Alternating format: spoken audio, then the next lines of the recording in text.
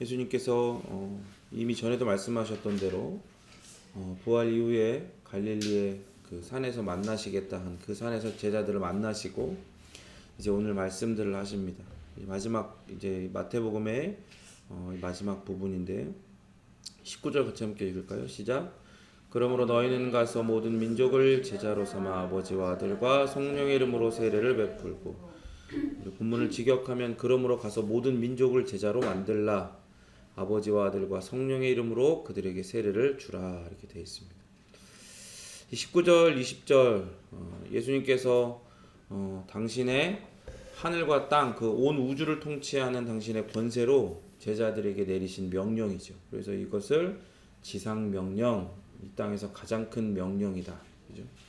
무게감에 있어서나 중요도에 있어서나 우선순위에 있어서나 가치에 있어서나 이 땅에 있는 그 어떤 것보다도, 어떤 진리, 어떤 명령보다도 가장 우선시되고 귀한 예수 그리스도께서 우리에게 주신 명령입니다.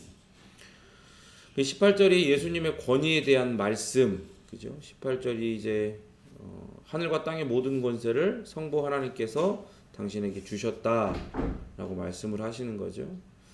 그래서 이제 그 권위에 대한 말씀이고, 이제 19절 20절은 이 지상 명령인데, 이 18절과 19, 20절 사이에 그러므로 헬라어로는 운이라는 접속사로 이게 연결이 돼요. 그러니까 이 어마어마한 명령들을 제자들이 성취해야 되잖아요. 그런데 그게 제자들이 죽을 둥 살 둥 자기를 갈아 넣어서 이 명령을 성취하라는 것이 아니라 그 근거가, 그 능력이 어디에 있다는 거예요? 18절에 드러난 예수님의 권위, 그리고 20절에 말씀하신 임재, 뭐예요? 하나님이 함께 하시는 임마누엘, 바로 거기에 있다는 거예요. 그러니까 예수 그리스도께서 우리와 함께 하시는 임마누엘의 하나님이신데, 그 하나님이신 예수 그리스도께서 가지신 온 세상을 다스리시고 심판하시는 그 권세, 그죠?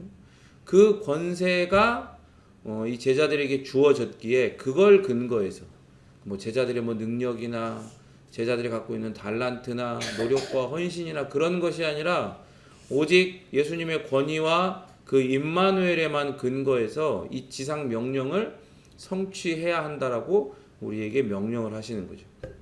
그러면 이 예수님의 권위와 임마누엘은 어디까지 함께 할까? 어디까지? 우리 본문에 선명하게 나온 것처럼 따라합니다. 모든 민족. 모든 민족이에요. 여기 본문에서 이방인들이라고 번역된 에스네가 있는데, 이 에스네는 일반적으로 이방인, 이스라엘 사람, 유대인들 외의 이방인들을 가리킬 때 사용하지만, 여기 본문에 보면 판타타 에스네, 그래서 판타가 뭐냐면 모든이란 뜻이에요. 그러니까 예수님의 권위와 임마누엘이 제자들에게 그 근거로 주어지는데, 어디까지 주어져요? 모든 민족에게 이 명령을 수행하라고 할 때까지, 모든 민족에게까지 가는 거예요. 그러니까 제자들이 가야 할 대상은, 예수님의 권위와 임마누엘을 힘입어 가야 할 대상은 모든 민족이라는 말이 되는 겁니다. 모든 민족.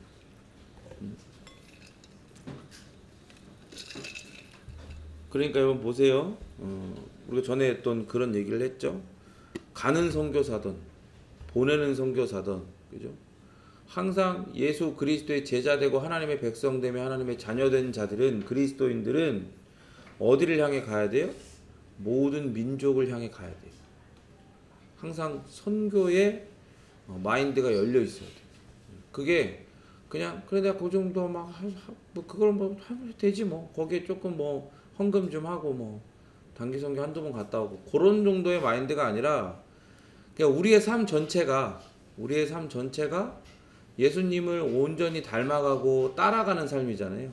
그러라고 예수님 우리를 부르셨단 말이에요, 제자로. 그러면 예수님이 하신 것처럼 예수님은 이스라엘에게 보낸 하나님의 어린 양이셨죠. 하나님의 메시아였단 말이에요. 근데 우리가 나중에 예수님이 부활하시고 나서 드러난 것, 그리고 그 전에 예수님께서 계속해서 제자들에게 말씀을 하시면서 드러난 것이 뭐였어요? 그 이스라엘이 눈에 보이는 이 육적 이스라엘 뿐만이 아니라 그 육적 이스라엘을 포함한 모든 영적 이스라엘, 그러니까 모든 민족을 위한 하나님의 어린 양, 하나님의 메시아이셨다는 게 드러나잖아요. 그죠? 그러니까 이제 우리는 그 예수님으로 말미암아 부르심 받고 예수님의 제자가 된 자들이 가야 할 대상은 어디예요? 모든 민족인 거예요. 예수님처럼. 근데 뭘 힘입어서? 예수님의 권위와 임마누엘을 힘입어서 가는 거예요. 그러니까 모든 민족에게 제자들을 보내는 것은 이미 24장 14절에서 그 언급을 하셨죠? 읽어볼까요? 24장 14절 시작.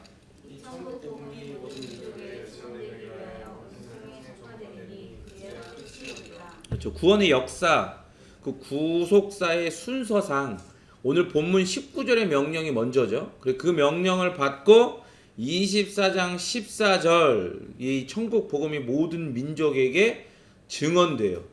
증언되기 위해서 온 세상에 전파되는데 누구를 통해? 예수님의 권위와 임마누엘을 힘입은 제자들, 우리들을 통해 이런 일들이 일어나는 거예요. 그제서야 어떻게 된다고요? 끝이 온다 이 말입니다. 그러니까 이제 24장 14절은 이 명령이 실행되는 과정들을 보여주는 거죠. 오늘 본문을 시작으로 이 지상 명령을 시작으로 해서 이 과정이 24장 14절에 드러나는 거예요. 그렇게 부활 이전에 예수님의 권위는 주로 이스라엘 민족 안에서 보여졌지만 이제 부활하신 예수님의 권위는 모든 민족에게 미치는 거예요. 마태복음 10장 5절 6절 읽겠습니다. 시작.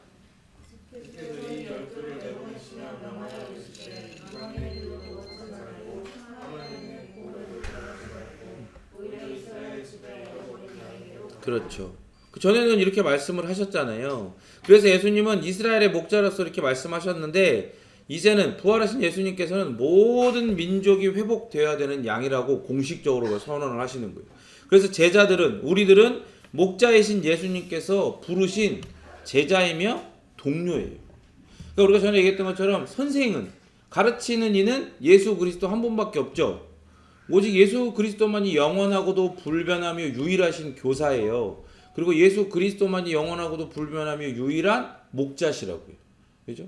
그런데 이 교회의 시대에 성령 하나님을 보내셔서 당신의 영을 통하여 구원받을 자들을 부르시고 그들을 예수님께서 제자들을 부르시는 것처럼 예수님의 영이신 성령 하나님을 통해 우리를 부르실 때 우리를 또 역할적인 입장에서 보면 우리를 뭘로 부르시는 거예요? 우리를 낙가마로 부르시는 거예요. 낙가마가 뭐야? 낙가마 동료가 낙가마 아니야? 그래? 그래서 이 원피스라고 하는 만화 알아요, 여러분? 예수님이 오시기 전에 끝이 날 것 같긴 한데 예수님 전에 그 만화에 보면은 루피라고 하는 주인공이 명대사랍니다. 오마이 오레노 나까마니 나래. 뭔지 알아요? 그렇지, 너 내 동료가 되라. 이렇게 한 사람 한 사람씩 이제 부르는 거예요. 이렇게 동료가 되는 거예요. 예수님께서 우리를 그렇게 부르신 거예요. 제자들을 부르셨을 때 제자로 부르시는 동시에 제자를 부르셨다라고 하는 건 제자는 곧 예수님의 이 사역, 그죠? 양을 치고 먹이는 이 사역의 동료로 부르시는 거예요. 그러니까 쉽게 얘기하면 부하로 부르신 건데 인격적으로 우리를 대하셔서 동료 삼아 주시는 거지. 너 내 동료가 되라. 그렇게 우리는 예수님의 동료로서 그 역할을 맡게 된 겁니다. 그런데 이 역할, 모든 민족이 복음으로 회복되도록 하나님 나라 복음을 모든 민족에게 전파하고 그들을 제자로 삼는 건 하나님께서 아브라함에게 주셨던 약속이 성취되었다는 걸 의미해요. 마태복음 1장 1절 읽을까요? 시작. 그쵸. 그러니까 여러분 이 계보가요 족보잖아요. 이 족보에 다윗의 자손 예수 그리스도의 족보라라고 해도 되는데 여기에 아브라함이 들어간 건 다 이유가 있는 거예요. 이 아브라함이라는 이름 자체에 어마어마한 것들이 함의가 되어 있어요. 그러니까 아브라함의 자손은 아들이라는 의미라 그랬죠. 그 의미가 여기 28장 19절. 그러니까 마태복음을 처음 여는 1장 1절에서 툭 던져놨던 이 아브라함 안에 담겨있던 의미가 어디에서 이렇게 확 꽃이 피는 거예요? 28장 19절 이 마지막 부분에서 꽃이 피면서 밝히 보여지는 겁니다. 다윗의 아들인 예수님은 이스라엘의 왕으로서 십자가에 죽으셨어요. 다윗의 아들이라는 건 왕이란 얘기예요. 쉽게 예수님은 이 이스라엘의 왕으로 오셨고 그래서 그 이스라엘의 왕이 사람들의 어떤 정치적 기대, 욕망 이런 것과 다르게 하나님의 계획 안에서, 그 영원 가운데 세워진 하나님의 계획 안에서 십자가의 죽으심으로 드러나셨어요.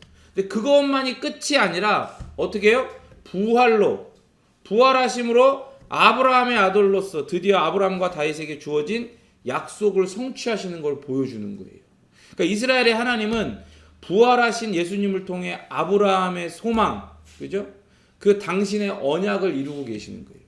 하나님께서 아브라함을 그 우상을 섬기던 땅에서 불러내가지고 내가 너에게 명령한 지시한 땅으로 가라라고 하실 때 그 아브라함에 계속 약속을 주시잖아요. 어떤 약속을 주셨어요?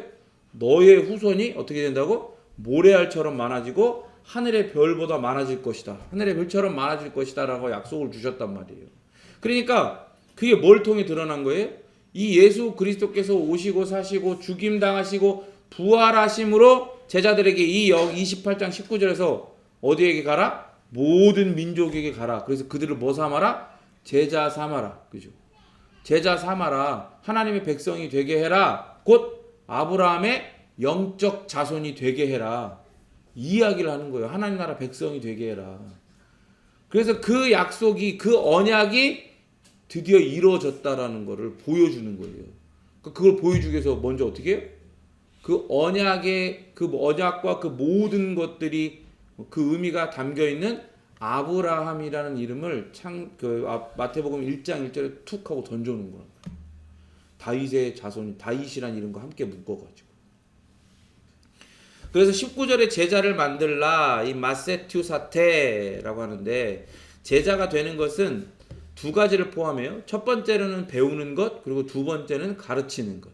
그러니까 첫 번째 예수님의 제자는 예수님을 교사로 삼고 그에게 배우고 그를 따르는 사람이잖아요. 그러니까 그가 제자를 삼는 거. 예수님의 제자가 또 다른 제자를 삼는 거는 누굴 배우고 누굴 따르게 하는 거예요? 그렇죠. 예수님을 배우고 예수님을 따르게 하는 거예요. 그러니까 자기를 배우고 자기를 따르게 하는 게 아니라 철저하게, 요걸 잘 아셔야 돼요. 철저하게 예수님을 배우고, 따라합니다. 예수님을 배우고, 예수님께 배우고, 예수님을 따르게 하는 것. 그렇죠. 예수님을 배우고 예수님께 배우고 예수님을 따르게 하는 것. 그게 바로 제자가 하는 일이에요. 이게 진정한 예수님의 제자가 지향해야 하는 제자의 모습인 겁니다. 자기를 따르게 하면 안 돼요. 근데 여전히 자기를 따르게 하려는 사람이 너무 많죠. 그죠? 그러면 안 되는 거예요. 그런 거는 전혀 옳은 모습이 아닌 거예요. 절대 자기를 따르게 하면 안 돼요. 누굴 따르게 해야 된다고요? 예수님을 따르게. 그러니까 자기 철학, 자기 신학, 잘못 해석된 바서대장들처럼 잘못 해석한 신학과 성경의 해석과 그로 말미암아 생성된 자기 신앙, 자기 열심, 자기 공로의 재료가 되는 그런 더러운 배설물 같은 것들을 가르치면 돼야 안 돼요? 안 된다고. 예수 그리스도를 가르치고 예수 그리스도에게 배우게 하고 그리고 예수 그리스도를 따르게 하는 것, 그게 바로 제자가 해야 되는 일이에요. 두 번째, 예수님의 제자는 또 다른 가르치는 사람을 세우는 사람이에요. 그러니까 어렵죠? 그러니까 다른 사람을 딱 제자로 또 불러가지고, 예수님의 제자로 또 이렇게 불러가지고, 그를 예수님 이름으로 불러서 예수님 나를 부르신 것처럼 또 다른 사람을 복음으로 불러가지고 그를 예수님을 배우게 하고 예수님께 배우게 하고 예수님을 따르는 사람이 되게 했잖아요. 거기서 멈추는 게 아니라 뭐까지 해야 된다고요? 그도 또 다른 제자를 가르치는 사람이 되게 해야 된다는 거예요. 마태복음 13장 52절 읽겠습니다. 시작.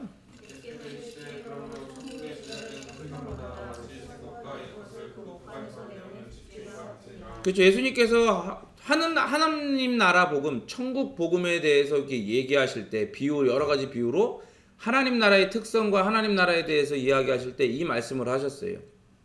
천국의 제자, 천국의 제자된 자들은 새 것과 옛 것을 그 곳간에서 내오는 집주인과 같은데, 제자된 뭐마다?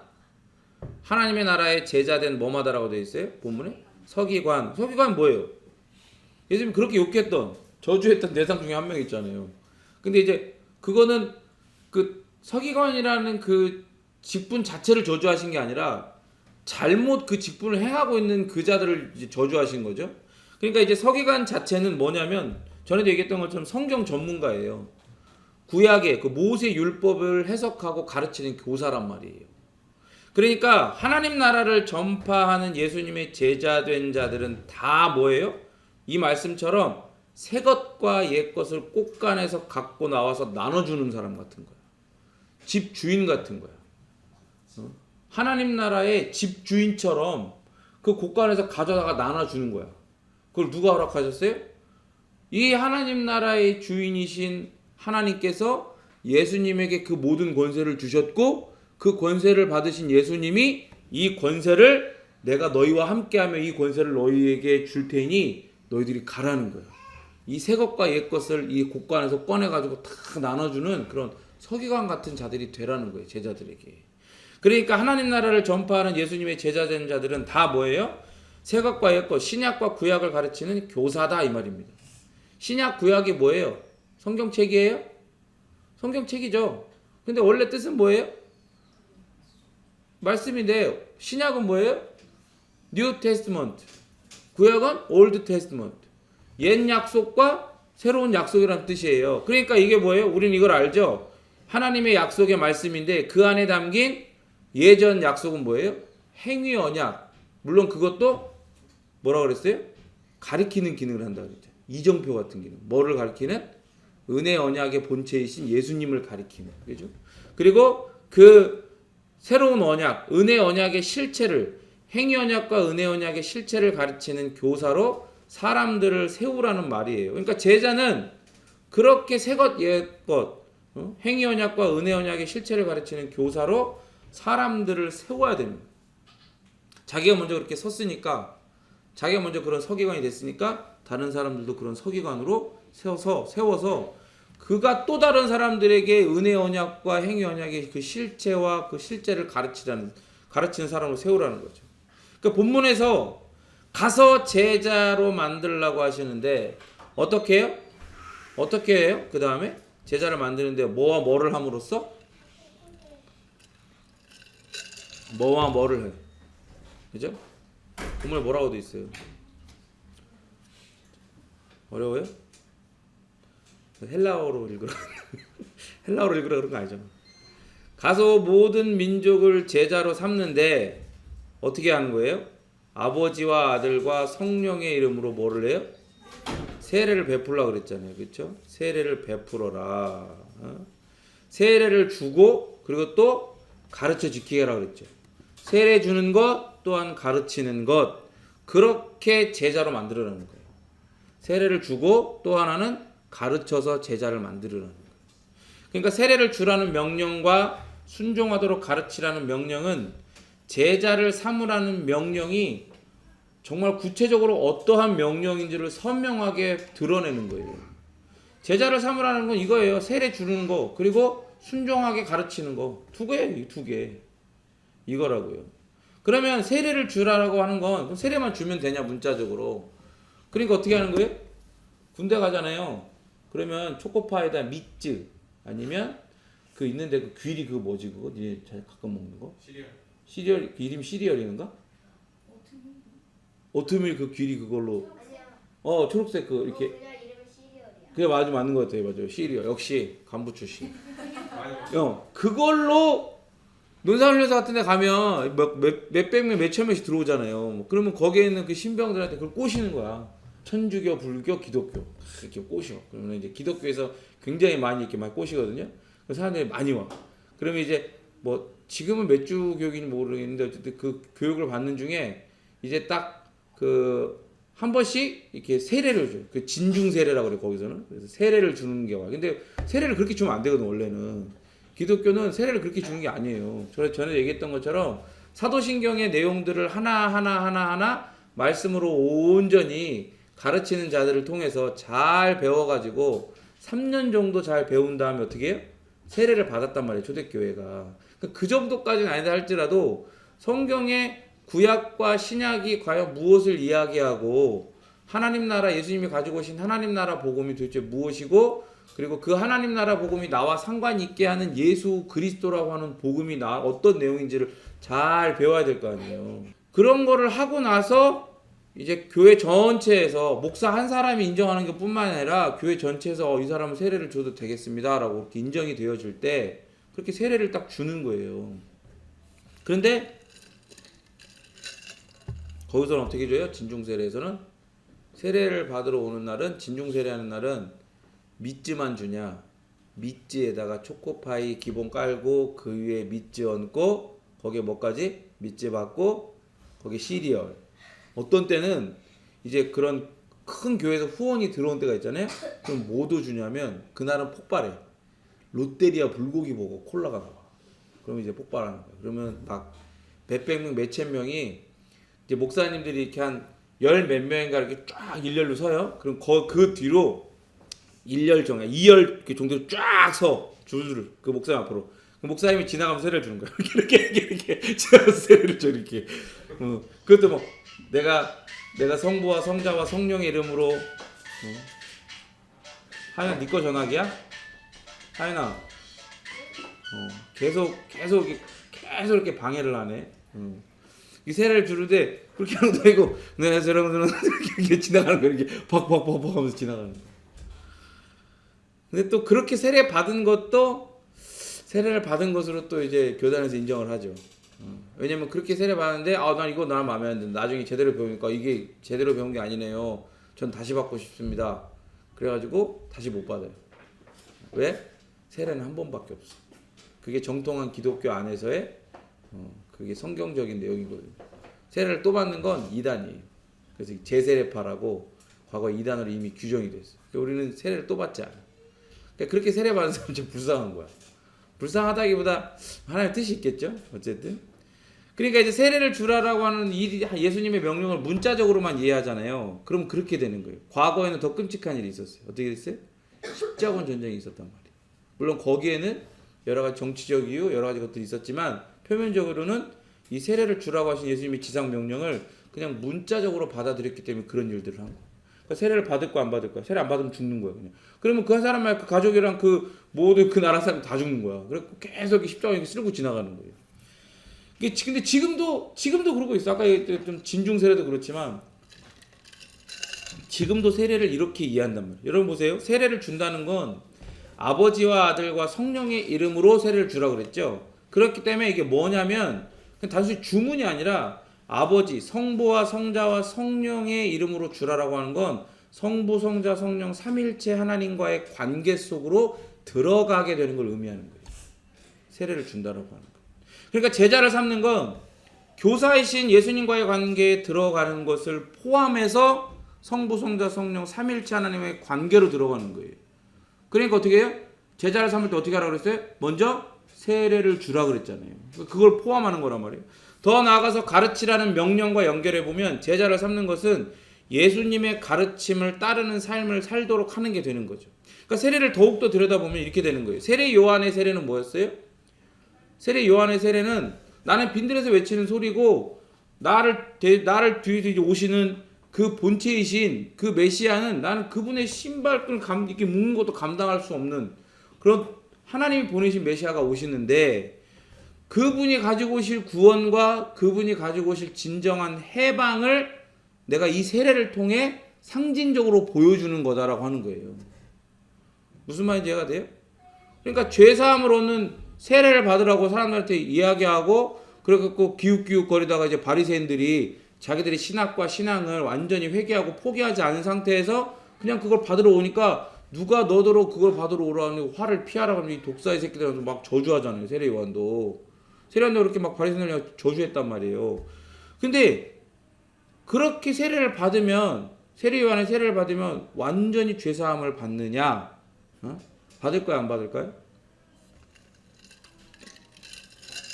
받을까요? 안 받을까요가 중요한 게 아니라 세례 요한의 세례가 유효한 것이 되려면 반드시 그 예수님이 본체이신 예수님이 오셔가지고 예수님을 통해 진정한 세례가 일어나야 되는 거예요. 예수님이 그 세례의 근거가 되어 주셔야 되는 거예요. 예수님이 하나님의 계획대로 모든 것을 다 성취하셔야 그 모든 것이 유효해지는 거예요. 그러니까 세례 요한의 세례는 구원과 해방을 상징한 것뿐이지만 예수님은 이 구원과 해방을 실제로 쟁취하시잖아요.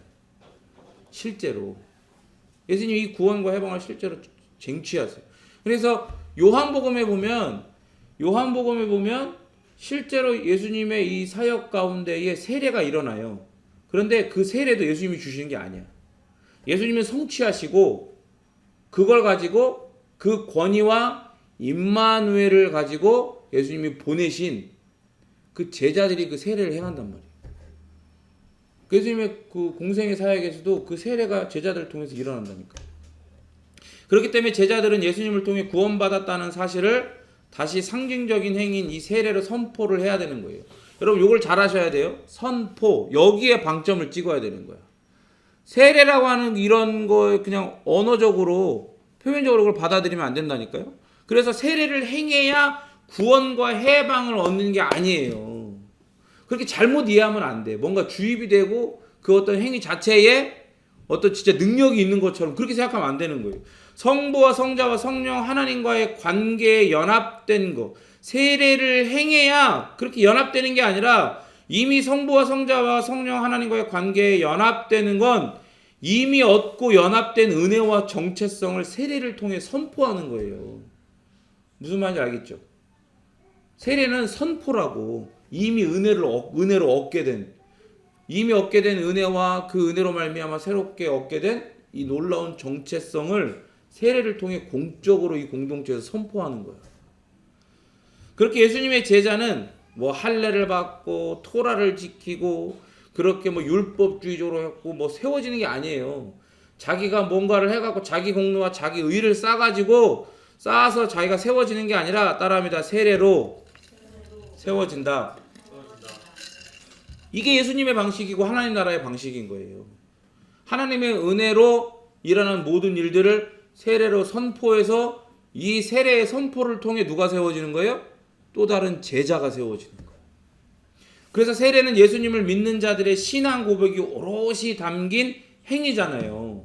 그러니까 그렇기 때문에 제자를 삼는 거, 세례를 주는 거, 이 모든 게 특정 공동체나 교파에 속했다는 그런 선포가 아니에요.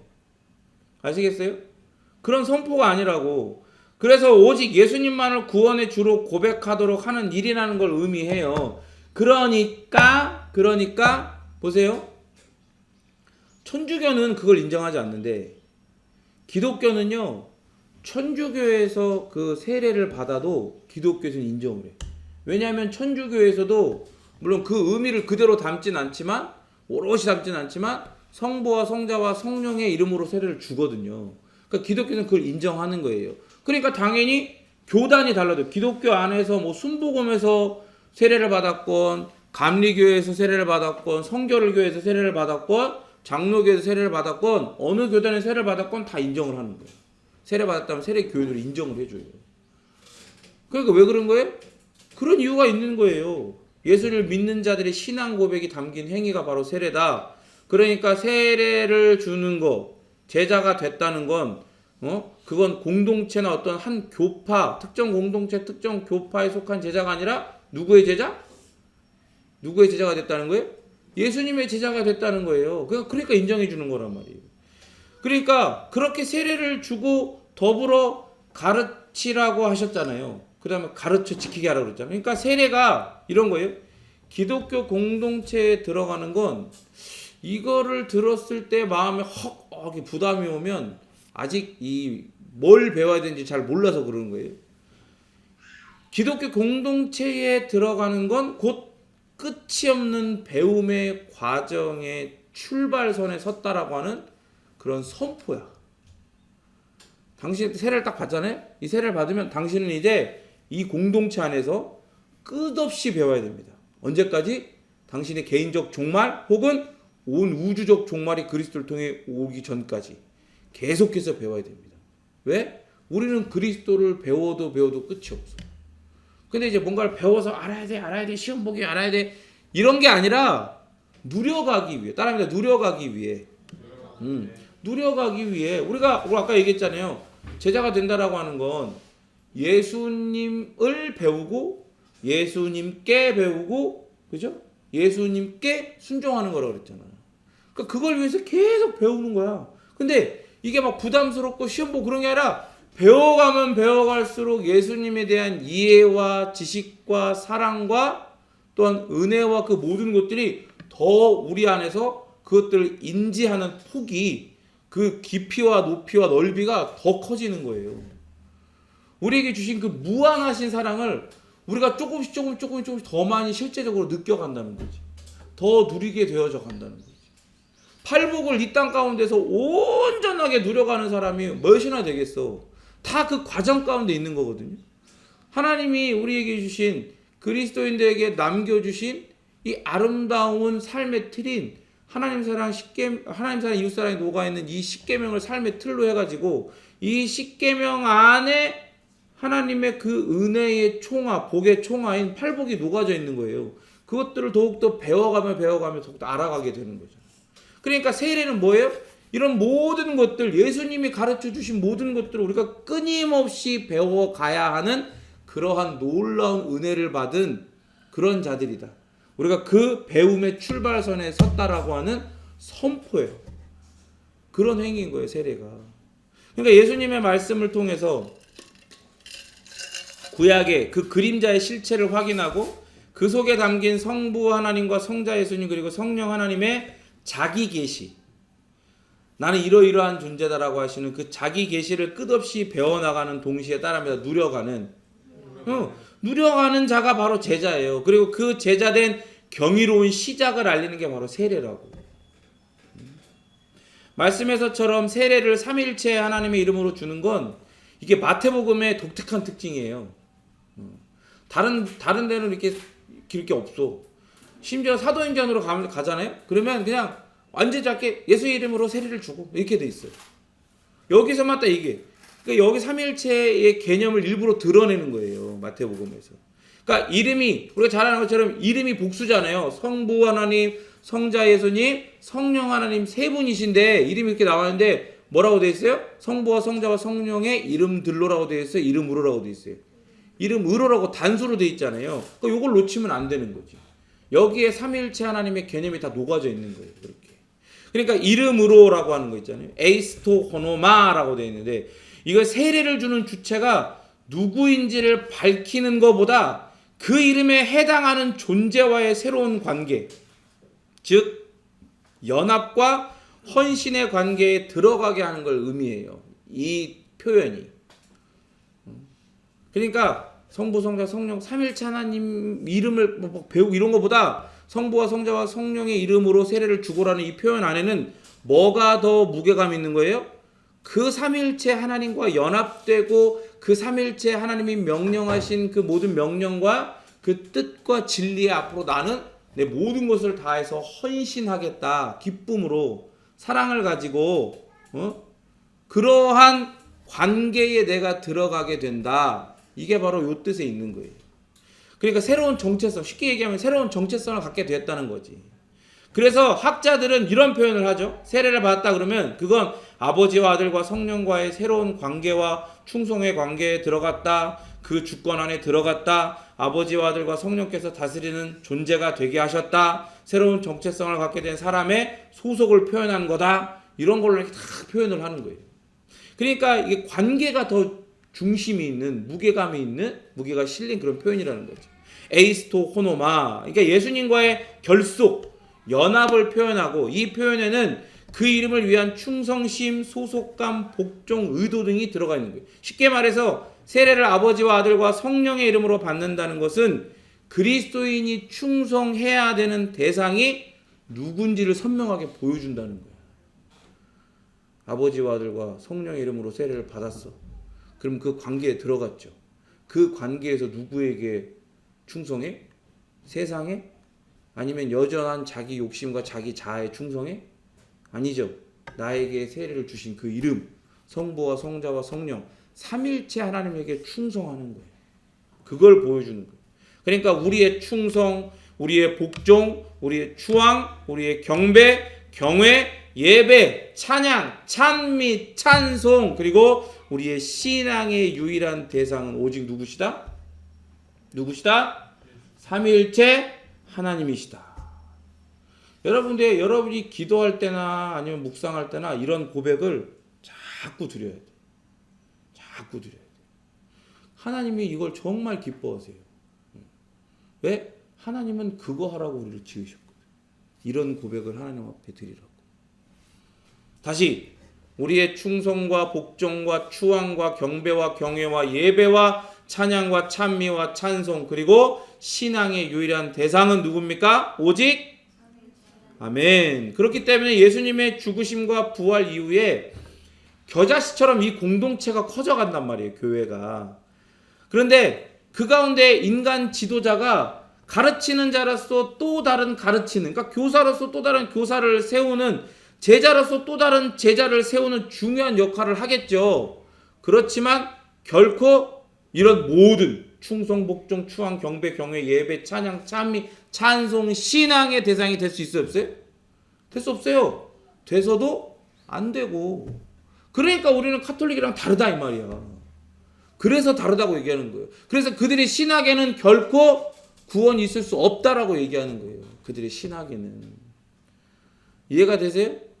그러니까 당연히 이거 안 되는 거야. 사람들이 그걸 인정해 줬다고 해도, 이거는 뭐 3대 종교 중에 하나 인정해 줬다고 해도 우리는 아닌 거야. 왜? 사람이 충성, 복종, 추앙, 경배, 경외, 예배, 찬양, 찬미, 찬송, 신앙 그 어떤 것 하나의 대상이라도 되면 우리는 그건 아닌 거거든. 우리 세례받은 사람이잖아요. 응? 우리의 유일한 그 모든 것의 대상은 오직 누구? 삼위일체 하나님이신 거예요. 그러니까 그것도 안 되는데, 세상에서 인정한 종교도 그것도 안 되는데, 당연히 아가동산 뭐 JMS 이딴 거 되겠어 안 되겠어? 안 되죠. 그런 거 절대 안 돼요. 절대 될 수가 없는 거예요. 그런 거. 20절 읽겠습니다. 시작.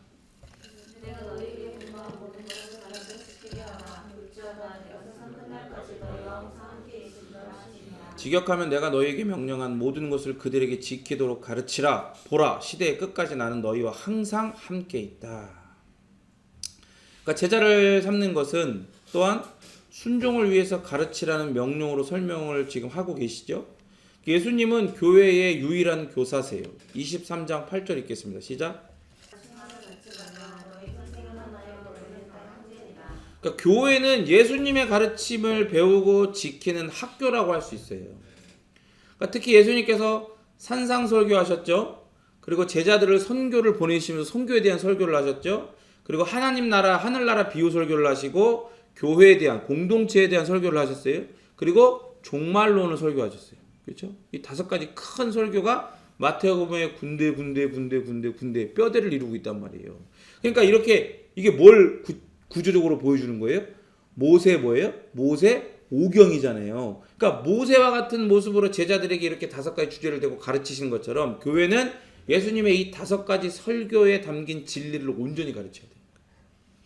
그러니까 감사한 게 뭐냐면 이제 오늘 194회로 마태복음 강의가 드디어 마쳐지게 되는데, 이 마태복음을 강의하신 게 너무 감사한 거예요.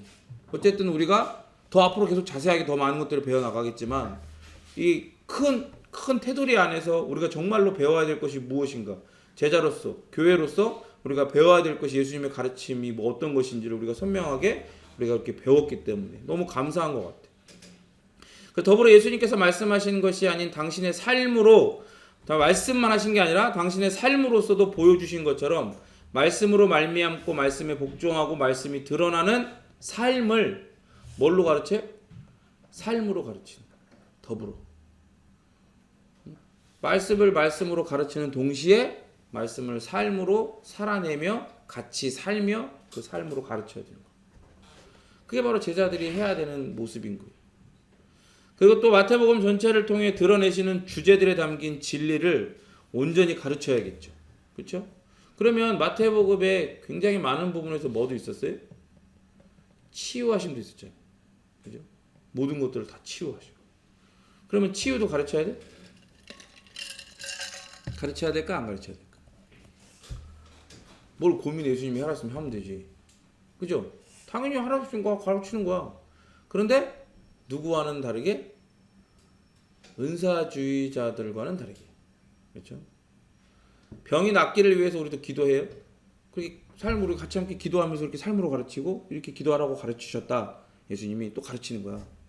기도해요. 그런데 주관적인 신앙, 어떤 개인의 욕망과 필요만을 위해서가 아니라 가장 먼저 하나님 나라의 팽창과 그 안에서부터 팽창하고 밖으로 확장되는 것을 위해서, 그리고 우리의 삶 가운데, 우리 모든 관계 가운데서, 우리의 삶의 모든 바운더리 안에서 이 하나님 나라의 팽창과 확장이 선명하게 실체를 가지고 드러나길 위해서 기도하며, 또 어떻게 어떤 마음으로 따라합니다. 그리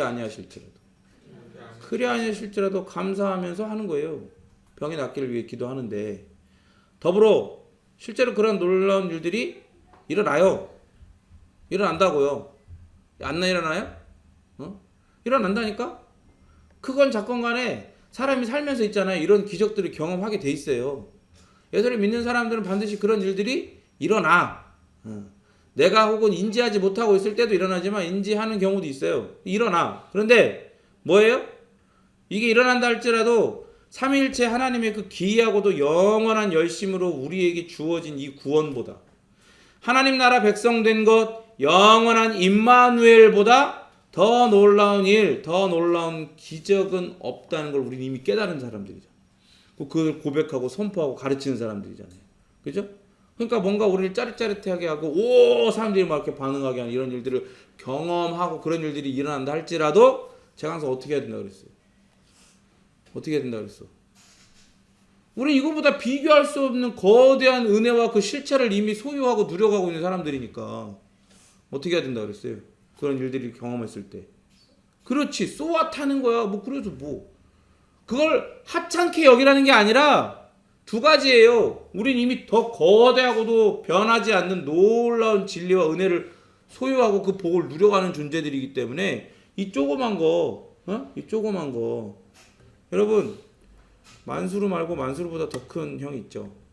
돈 많으면 형이잖아 요즘에. 빈살만, 그죠? 이름이 비었는데, 그지? 이름이 비었는데 돈은 많아. 빈살만. 뭐래더라? 추정 재산이 2,000조가 넘는다는데? 2,000조 갖고 있는 빈살만이 땅에 1,000원짜리가 떨어져 있으면 허리를 굽혀서 주술까 안 주술까? 주술까 안 주술까요? 어때요? 얘기를 해봐. 여러분 같으면 어때요? 여러분이 만약에 빈살만이야. 땅에 1,000원짜리 떨어져 있어. 주소 안 주소? 주소. 2,000조가 뭔지 몰라 얘는. 2,000조가 뭔지 몰라.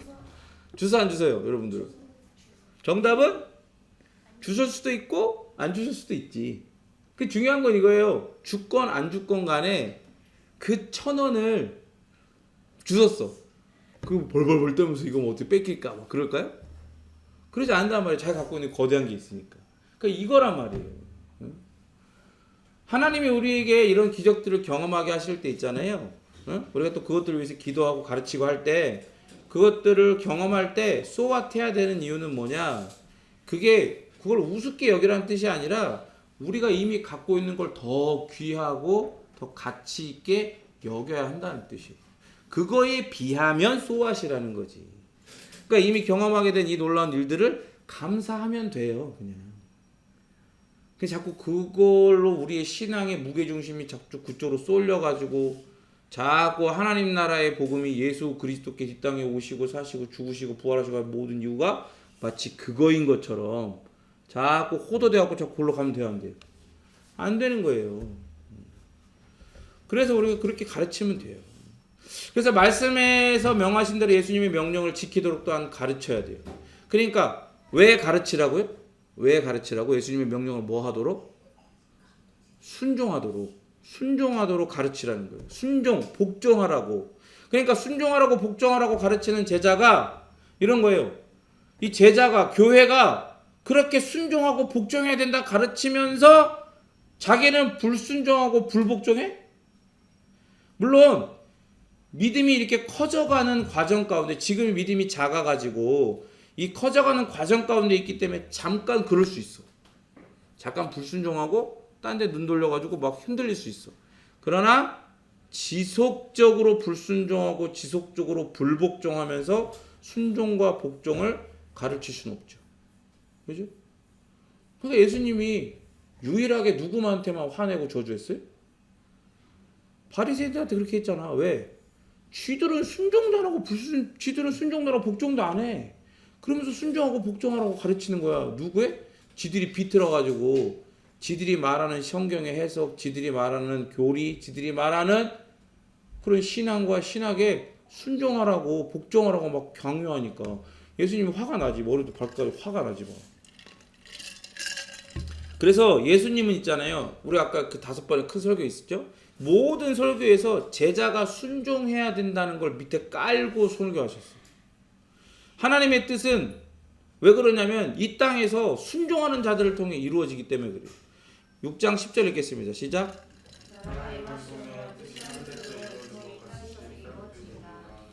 그렇죠? 나라가 임하시며 뜻이 하늘에서 이루어진 것 같이 어디에서도요? 땅에서도 이루어지죠. 근데 땅에서는 누가 있어요? 하나님의 백성들, 예수님의 제자들이 있단 말이에요. 그들을 통해 하나님의 뜻이 이루어지는 거예요.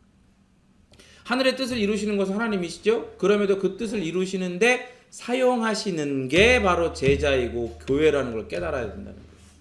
그렇게 예수님을 따르는 자들의 정체성은요, 하나님 아버지의 뜻에 순종하는 거에 있어요. 우리가 하나님 아버지의 뜻에 예수님을 닮아 순종하는 게 그게 우리가 속이 편해 이젠. 왜? 우리는 그런 정체성을, 그런 아이덴티티를 소유했기 때문에 우리는. 그러니까 예수님의 가르침은요, 아버지의 뜻을 해석한 거잖아요. 예수님이 뭔가 새로운 거 얘기했어요? 뭐 새로운 진리, 하나님이 말씀하신 진리를 뛰어넘는 걸 얘기했어요? 전혀 아니에요. 예수님이 말씀하신 모든 것은 하나님께서 이미 선지자를 통해서 다 드러내신 것들이었어요. 그것을 예수님이 이 역사의 시간 가운데에서 이 바리새인들이나 이런 많은 사람들이 다 어그러뜨리고 비틀고 막 훼손시켰던 것들을 다시금 회복시키셔서 그것들을 하나님의 원의를 원래대로 사람들한테 해석해 주시고 가르쳐 주셨던 거예요. 그러니까 교회의 선교는 뭐예요?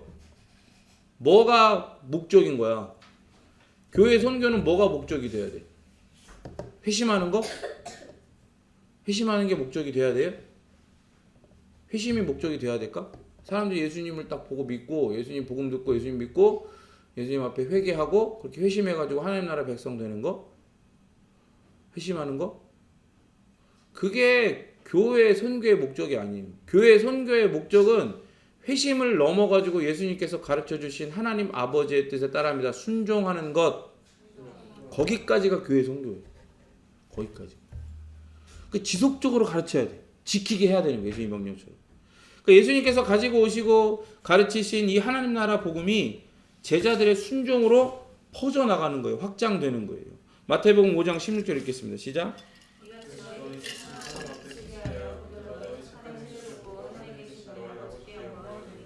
그렇죠. 그러니까 요거 보고 또 문자적으로 받아들이면 또 율법주의로 가는 거야.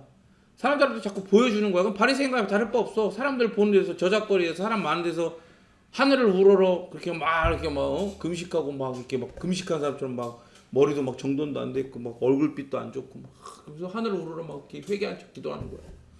그런 게 아니에요. 잘 보세요. 너희 빛이 사람 앞에 비치게. 사람한테, 죄인한테 빛이 어디 있었어? 그죠?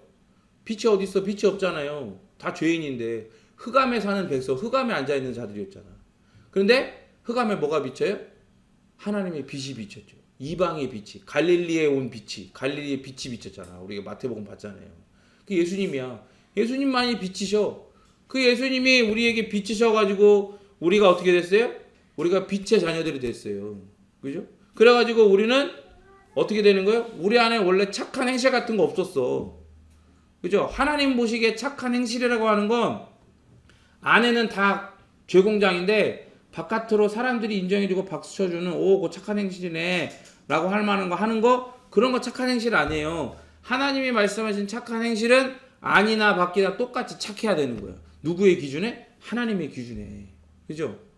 그런 걸 이야기하는 거예요. 그래서 그들로 너희의 착한 행실이라고 하는 하나님의 은혜로 가능하게 된 착한 행실을 이야기하는 거예요. 안이나 밖이나 다 똑같이 착한 행실.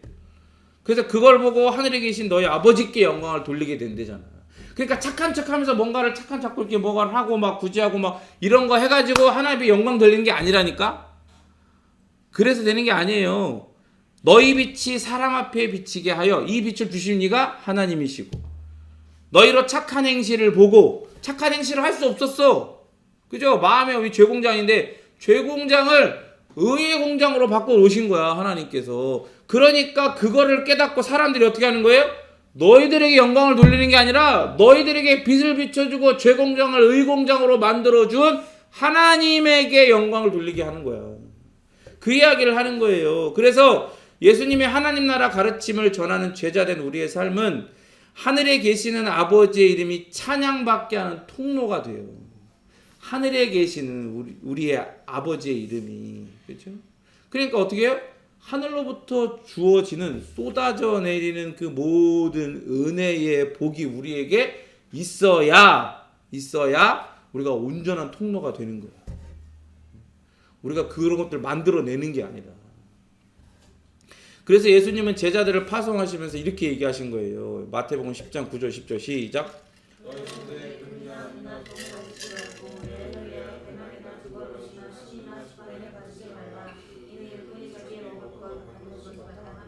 그러니까 은혜로 되는 거니까 그러면 나는 마음대로 이렇게 되겠네? 이런 게 아니라 우리의 최선은 해야지. 그 최선을 한다고 해서 되는 건 아니지만, 그죠? 하나님이 주신 은혜에 합당한 모습으로 우리가 해야 될 건 해야 되는 거예요. 그게 뭐예요? 예수님의 하나님 나라 복음을 전하는 제자들이 금이나 은이나 동을 소유하지 않고 배낭도 여벌 옷까지도 지팡이도 의지하지 않으면서 복음을 전할 때 하나님만 의지하는 제자들의 삶이 이 땅에 큰 충격을 주고 의미를 전달하게 되는 거예요. 그러니까 보세요, 여러분. 선교는 있잖아요. 돈으로 하는 게 아니라니까. 돈으로 하는 게 아니야. 선교는 뭘로 하는 거예요? 선교는 뭘로 해요? 선교는 예수님의 말씀으로 하는 거예요. 가르쳐 지키게 하는 걸로. 세례를 주는 걸로. 제자를 삼는 걸로. 그게 선교의 본질이야. 알겠죠? 그 선교의 본질을 놓치면 안 돼요. 이거를 붙들고 기도하면서 그거에 필요한 것들을 주세요라고 하나 앞에 기도해야지. 처음부터 세상 방식처럼 금 붙잡고 은 붙잡고 동 붙잡고 그렇게 해야 되니까 배낭도 필요하고 거기다 뭐 필요한 거 잔뜩 집어넣고 두벌 여벌 옷도 있어야 되고 여벌 신도 있어야 되고 지팡이가 뭐겠어요? 이곳의 근동 지방에서 이 지팡이는 뭐예요? 자기를 지켜줄 수 있는 유일한 수단이야. 지팡이는. 왜냐면 여행을 가다 보면 지금처럼 뭐 도로가 잘 나 있는 것도 아니고 그러니까 여행을 가다 보면 짐승들이 있거든요. 곰이 있고 사자가 있고 그러니까 이 지팡이가 있어야 자기를 유일하게 지키는 마지막 수단이 되는 거예요. 이렇게 해가지고 물리칠 수 있으니까.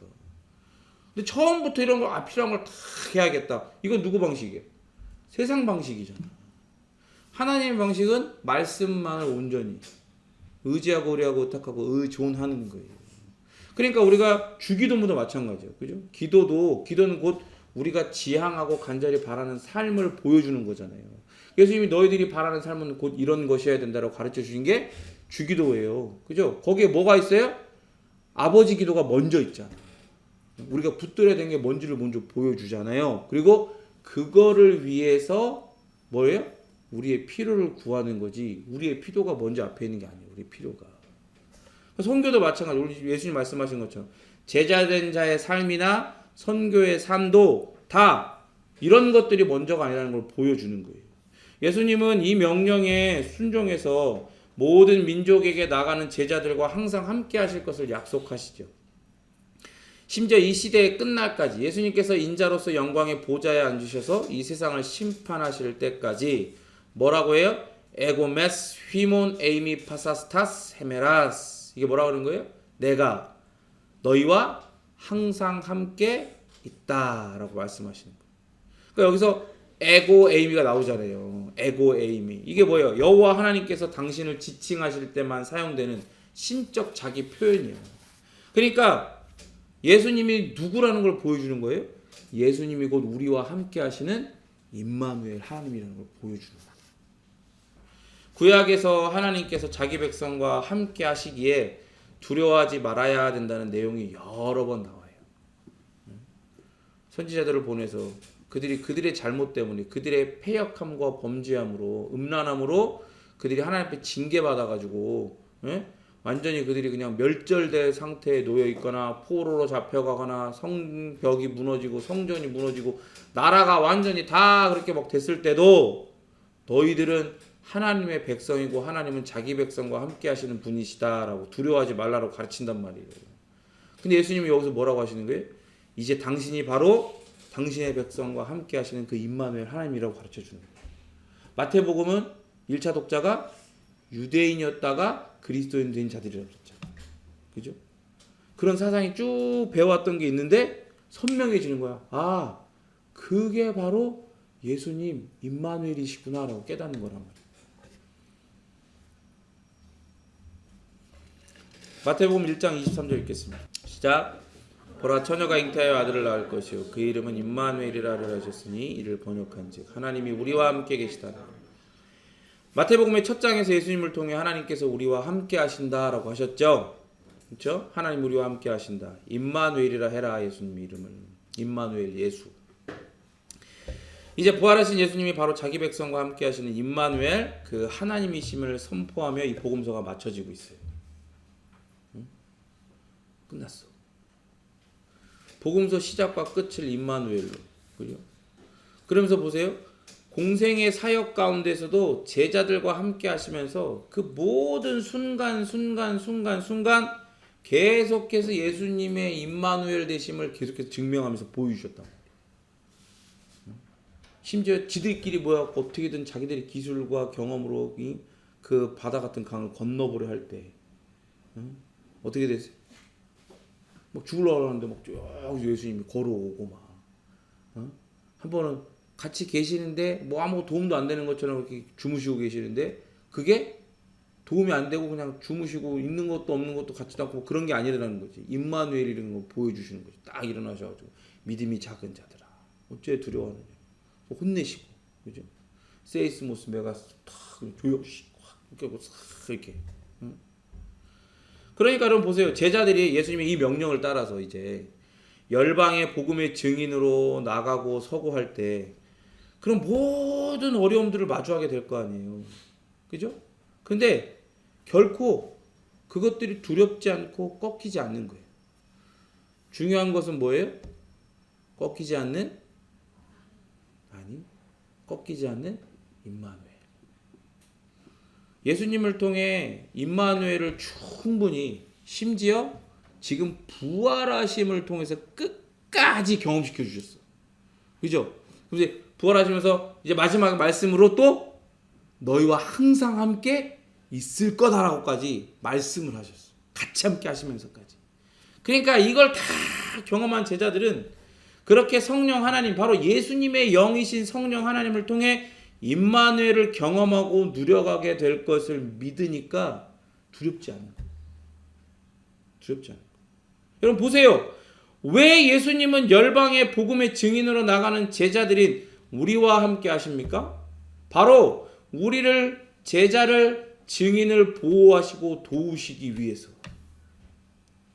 임마누엘, 복음의 증인들인 제자요 교회인 우리를 지키시고 도우시기 위해서 우리와 함께 하세요. 누가?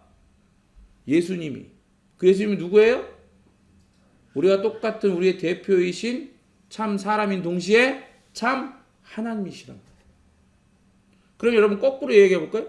거꾸로 이야기하면 임마누엘을 그냥 추상적인 개념이 그런 게 있구나 이게 아니라 진짜 그 임마누엘을 우리의 삶 속에서 경험하고 누려가는 사람은 어떤 사람이에요? 어떤 사람이야? 어떤 사람이야? 응? 뭔가 대단한 사람이? 아니요. 예수님의 명령, 모든 민족을 제자 삼아 삼일체 하나님의 이름으로 세례를 주고 가르쳐 주신 모든 것을 가르쳐 지키게 하라는 명령에 순종하는 제자들이 그들이 바로 임마누엘을 경험하고 누려가는 사람인 거예요. 여러분 임마누엘 경험하고 싶지 않아요? 그런 은사주의자들처럼 신비주의자들처럼 그런 거 말고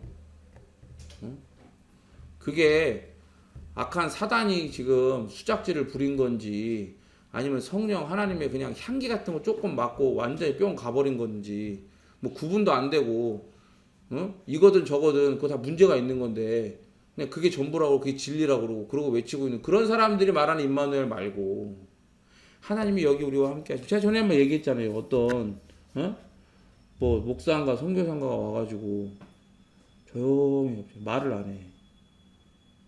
가만히 쳐다보고 있어. 가만히 있는 거야. 그래서 하나님이 지금 우리와 함께 하십니다. 사람들이 훌쩍 죽기 시작해. 훌쩍 죽기 시작해. 뭔가 분위기가 이렇게 막 이렇게 가는 거지. 응? 근데 심리적인 걸 수도 있지만 분명 거기 어떤 영적인 게 있을 수 있단 말이에요. 제가 얘기했잖아요. 어떤 그런 놀라운 일들을 경험을 해도 소와 태야 되는 이유는 뭐냐면 하나님이 우리를 위해서 우리를 구원하시고 또 하나님의 놀라운 구원의 역사, 구속사를 이루어 가시는 이 모든 과정 가운데서 우리가 이미 소유하게 된 이 복과 은혜보다 더 큰 건 없어요. 더 영원하고 불변하는 건 없어. 그러면 그 과정 가운데서 경험하던 이런 모든 신비하고 막 신기한 이런 많은 일들, 기적들 이런 것들 다 있잖아요. 그거는 진짜 그 본체 이것들을 가능하게 하시는 우리에게 주시는 성령 하나님의 본체가 아니야. 그게 향기 같은 거야. 제가 이제 우리가 쓰는 향수가 딱 있어요. 제가 쓰는 향수가 있어요. 제가 여기 잠깐 뭐 하다 나갔어. 여기 딱 들어왔어요. 여기. 이 냄새 목사님 쓰는 향수인데 목사님 여기 왔다 갔나 보다. 내가 있는 게 아니잖아. 여러분이 날 만난 게 아니잖아요. 내가 뿌리는 향수를 맡은 거지. 그런 거 같은 거야. 은사주의자, 신비주의자 얘기하는 게 바로 그런 거야. 그게 무슨 대단한 것처럼 이야기하잖아. 아니라니까? 성부, 성자, 성령 삼위일체 하나님의 이름으로 세례를 주는 그 놀라운 관계에 들어가게 되는 이거를, 이 의미를, 이 복을 진정으로 믿고 소유하지 못하면 그럼 어떻게 되는 거예요? 그 향기가 실체 같고 본체 같고 어마어마하게 느껴지지. 그게 전부인 것 같지. 완전히 거기 가버린다니까. 완전히 가는 거야. 그걸로 신앙의 척도를 판단을 하고 더 신령한지 덜 신령한지 그런 거 이야기하고. 그러면 막 더러워. 그게 사실 되게 더러워요. 짬뽕돼 있어. 거기에 막 율법주의랑 뭐 별게 다 들어가 있단 말이야. 왜? 진리가 빠지면요. 진리를 흉내내고자 하는 뭐 다른 게 다 섞여고 그 자리를 차지하거든. 근데 그게 진짜가 아니잖아요. 진짜가 아니니까 자꾸 뭘 첨가하는 거야. 조금이라도 더 내가 그럴싸해 보이기 위해서. 여러분 그래서 임마누엘이 중요한 거예요. 예수님의 명령을 순종하는 거. 보세요. 우리가 아까 얘기했죠. 예수님의 명령을 순종할 때 근거는 뭐예요? 모든 민족에게 가는 거, 그리고 세례를 주고 제자 삼고 세례 주고 가르쳐 지키게 하는데 근거가 뭐야?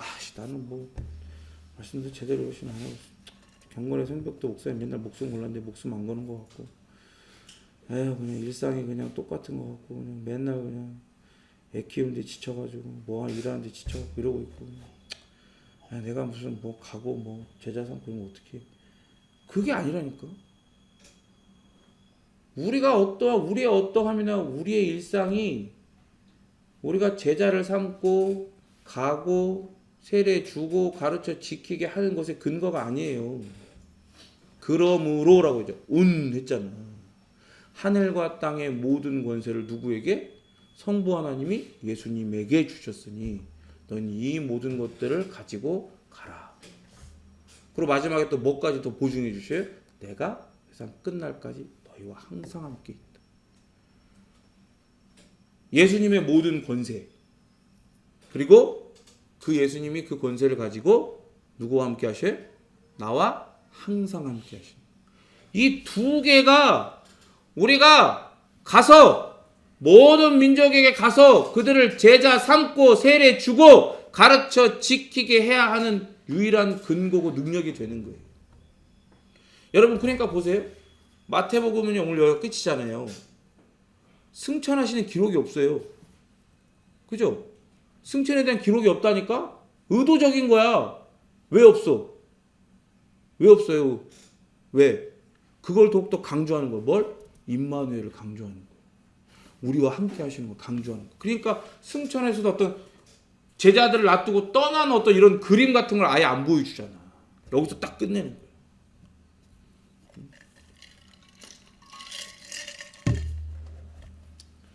여러분 그 에즈벨이 그런 곳에 그렇게 하나님의 임재가 딱 있고 거기에 사람들이 압도돼가지고 막 자리를 떠나지 않고 예배하고 막 그러잖아요.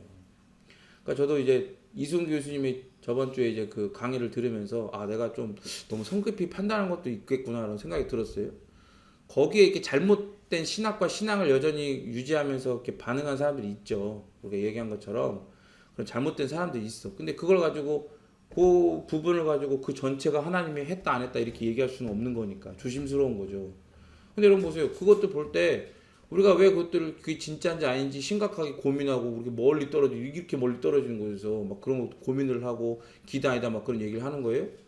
우리도 부러운 거야. 우리도 또 그런 경험 역사에 있잖아. 우리는 평양에 대부흥이라는 어떤 그런 경험이 있으니까. 여러분들은 안 부러워요? 하나님의 임재를 여러분 경험해 본 적 있어요? 여러분 하나님의 임재를 이렇게 그 실체를 정말로 삶 가운데 깊이 경험하고 누려가고 그러고 싶지 않아요? 응? 아 그냥 이게 좋아? 여기가 좋아? 여기가 좋으니까 여기서 그냥 이사 가지 말고 여기서 있어? 아니 끝났어. 여기 이제 다 내 팀이 와갖고 여기 보고 갔어요. 우리는 이제 나가야 돼. 빨리 나갈 때를 찾아야 돼. 와이프가 지금 머리가 아파. 왜 또 안 알아보고 질렀니? 짐을 다 어떻게 할 거니? 몰라. 그래서 하는 거지. 여러분, 그냥 여기서 앉아할 수 없어요. 그걸 알아야지. 여러분, 예수님께서 제자들에게 임마누엘을 경험시키기 위해 제자들을 어떻게 인도하시는지를 잘 봐봐요. 함께 하시는 예수님의 그 실체와 실제를 경험할 수밖에 없는 상황 가운데로 그들을 몰아가셨다니까. 세이스모스 메가스 앞에 그들을 갖다 놓으셨고 모든 핍박 앞에 그들을 전면에 내세우셨단 말이에요. 그러면서 어떻게 하는 거예요? 예수님이 그들을 떠나지 않고 그들을 찾아와. 심지어 부활하시고서도 바로 찾아와. 평안하라. 여러분들은 하나님의 임재를 그냥 맨날 이런 거 해서 나도 미안하긴 한데 정신 차려야 돼. 주여 여기가 좋사오니 이러고 있으면 안 된다니까. 응? 이러고 있으면 안 돼요. 여러분 그거 알아야 돼요. 여러분이 하나님의 임재를 갈망하지 않잖아요. 그러면 하나님의 임재를 간절히 갈망할 수밖에 없는 상황 가운데로 하나님 여러분을 몰아가실걸. 정말로 레디컬하게 급격하게 진짜 여러분들 몰아가신다. 제가 항상 얘기하죠. 그렇게 여러분 막 급하게 몰아가시기 전에 여러분이 그걸 갈망해. 하나님 임재하시면 갈망해. 그 임마누엘을 갈망해야 돼요. 나와 함께 하시는 이미 나와 함께 하시겠다 약속하셨어. 그 약속은 변함이 없잖아요. 근데 그거를 내가 도저히 깨닫지 못하고 있어. 내 경건의 성벽이 다 무너져 있고 하나님 앞에 집중하고 그렇게 하는 것들이 다 죽어 있으니까 이게 약해져 있으니까 믿음이 약해져 있고 믿음이 적으니까 그게 막 안 느껴지는 거야. 믿음은 우리의 영적인 감각 같은 거라고 그랬잖아요. 감각은 자꾸 쓰고 막 해야지 그게 발달하는 거야. 근데 안 쓰고 가만히 냅두니까 그게 자꾸 안 느껴지는 거지. 믿음이 안 믿어지는 거야. 임마누엘이 내가 뭔가를 해야지 하나님이 나와 함께 하시고 그런 게 아니라 이미 나와 함께 하시겠다. 오늘 본문 말씀을 또 약속을 하셨어. 근데 내가 못 믿는 거거든. 경건의 성벽을 왜 쌓아야 돼요? 왜 경건의 목숨을 걸어야 돼? 그렇게 해가서 내 믿음이 자꾸 자라고 커져 가면 갈수록 어떻게 되는 거예요? 나와 함께 하시는 임마누엘의 약속의 그 실체가 내 삶 모든 순간 모든 곳에서 경험되는 거예요. 그럴 때 내 안에 하나님 나라가 팽창하고 내 밖으로 확장되는 거예요. 그럴 때 어떤 일이 일어나요? 그럴 때 모든 민족에게로 가고 제자 삼고 가르치고 세례 주고 그런 일들이 일어나는 거야. 그것들이 계속해서 선순환되는 거예요. 임마누엘의 선순환이. 그러니까 뭘 해야겠어요? 따라합니다. 하나님의 임재를 갈망합니다. 그게 필요합니다. 근데 갈망한다고 되는 게 아니야. 갈망한다고. 예수님이 이미 방법을 제시해 주셨어요. 뭐예요? 그 명령에 순종하라. 그럼 경험하게 돼요. 기도하겠습니다.